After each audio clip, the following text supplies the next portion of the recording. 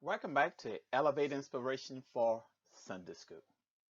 This week, our subject is the call of wisdom. This is actually our first lesson in the summer quarter of 2020, and we're going to jump right into it.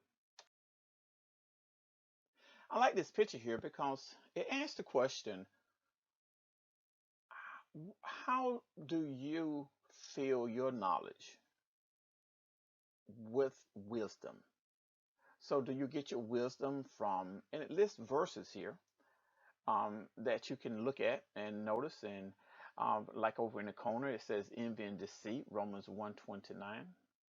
The good things of God, Psalm 65 and 4. Righteousness, Psalms 48 and 10. So today we are jumping right into Proverbs. So the purpose of Proverbs is noted in the chapter 1, actually verse 2, to know wisdom and instruction to perceive the word of understanding.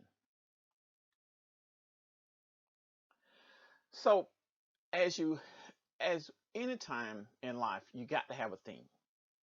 So what theme is common to you that you tend to look at? How you like these phrases here? In over my head, out of my element, can't get my head around it, coming up short, just thread and water, not up to the task. So the themes appear to be a feeling of inadequacy or incompetency. I know I have many times I have said some of those things in my head. I'm just threading water. Um, I'm I one thing I like is that's above my pay grade. That's when you actually are feeling kind of incompetent. So, have you ever felt that way before? And basically, we all have at times. We feel unqualified, unprepared, incompetent to address a task. And that's actually what we're going to be looking at, how we can overcome that feeling from this lesson. Okay, the first thing is the book. Proverbs 1 and 1 through 4. Notice who the author is, Solomon. He's actually the Song of David. He is the king of Israel. And then I already have mentioned verse 2. But if you notice, just a reiteration of that, verse 3 and 4, to receive the instruction of wisdom, justice, judgment, and equality. If you notice that, how it lumps all that together. And then in the next verse, verse 4, is to give subtlety to the simple, and to the young man, knowledge and discretion. So the simple have reference to youth. And what you're doing is giving the subtlety is actually more of like the thing that is known, the discretion. Sometimes a person might be so naive, and what you're doing is bringing that knowledge and removing that nativity, that thing that is actually making him not understand. So if I was going to promote Proverbs, and I would tell everyone it's a must read. The wise king, he offers information that everyone needs today. It goes to how you treat others fairly, to helping tips to making sound decisions. So this is a question I want you to think about as we go through the next outline. What steps can we take to ensure that we not only hear, but also apply God's wisdom? So the first verse is verse 7. So we're still in the first chapter, verse 7. It says, the fear of the Lord is the beginning of knowledge. For fools despise wisdom and instruction. If you notice there, that word fear, that fear does not mean I'm afraid, but the fear have reference to I'm revering, I'm wishing, I'm acknowledging, I'm giving credence. The fear of the Lord. Once I establish, and if you notice, that is the capital Lord, and that is Yahweh. That is the one and only God. So I got to have fear for him. Once I have reverence for him, That is the beginning of knowledge. And then if you notice, we never leave out the human instruction. Notice here, it says, my son, hear the instruction of my father, and forsake not the law of my mother. Again, the parental guidance is so important in bringing up youth. They have to have that guidance. And then there's potential opposition. This is actually peer pressure. My son, if sinners entice thee, consent thou not. And we as youth and each one that is listening to this, if you're an adult, you totally understand what peer pressure is. And that's all this is saying. My son, if sinners entice thee, consent thou not. Now we're going to introduce wisdom. And if you notice here in verse 20, this is a powerful outreach. Notice how Solomon writes this. Wisdom crieth out, crieth without. She utters her voice in the street. She crieth in the chief place of concourse, in the opening of the gates. In the city she uttered her words, saying, how long, ye simple ones, will you love simplicity? And the scorners delight in their scorn, and fools hate knowledge. Now, wisdom is referred to as a female. And what it's saying in the first two verses is that it's crying out, it's yelling out, it's in the streets, and the streets have reference to, that the gate places, the chief place, and where those decisions are being made. And if you think about in our community and what is happening around America now, wisdom is actually crying out in forms of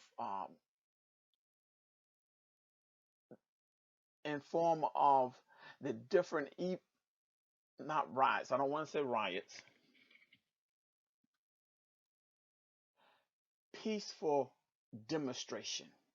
That's the word I'm looking for. Wisdom is crying out. And then notice it's verse 22.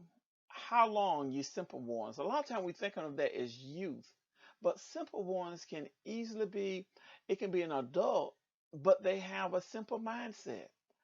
An adult that's only doing things that is self-fulfilling. That is a simple mindset. And then notice the end of that, fools hate knowledge. And then the promising offering, which is verses 32 and 33.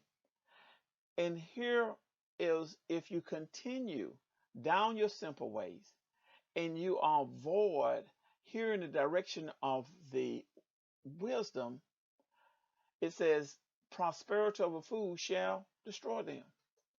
And if you think about that, if all you're doing is setting the pace for you to get more, prospering, get more money, get more things, it's going to ultimately destroy you. For whosoever hearkens unto me shall dwell safely. That's what wisdom is saying. And shall be quiet from the fear of evil. So, if I were promoting Proverbs, how would you describe the basic point of the books of Proverbs? So Solomon's actually teaching that there is a right way and a wrong way. He's reverenced God. That's where it says fear of the Lord. And his word is a starting point for everything worth knowing. And most of all, parental advice is very prevalent. But peer pressure is discounted. In other words, peer pressure can leave you. So how does the instruction in this book is different from the advice of other sources? Other sources entice you to have the cynicism, promises that one way is no better than the other. Proverb is different. So basically what it's saying is other books, other things tell you, do what feels right. But Solomon assures his readers that knowledge based on the fear, there it is again, fear of the Lord, will lead to a godly life and will follow the crown. While following the crown is a path of failure. So falling down that simplicity, falling down that selfish intent, falling down that feel good, I'm going to do it in a way, is a path of failure. So what is one step you need to take to be more fully submitted to God? That's something to think about. What is one step you can get from this lesson that you can be fully committed, fully submitted to God? And our conclusion, practice what you preach. And if you actually read Romans 2:18-24, you'll notice that it's telling you different things. For instance, and if I just read, it says, do you say do not commit adultery? Do you commit adultery? If you abhor idols, do you rob temples? You who make your boast in the law, do you dishonor God through breaking the law? For the name of God is blasphemed among the Gentiles because of you, as it is written. You know, that is, I read to you Romans 2, verses 22, 23. But look at that. So, in trying to complete this sentence right here, I know that a Christian should, but too often I'm tempted to. So, why is it so important for us to model biblical wisdom in all aspects of our lives? And that's why I want to end with practice what you preach. And your thought to remember is fear the Lord and learn wisdom. Thank you. See you in Sunday school.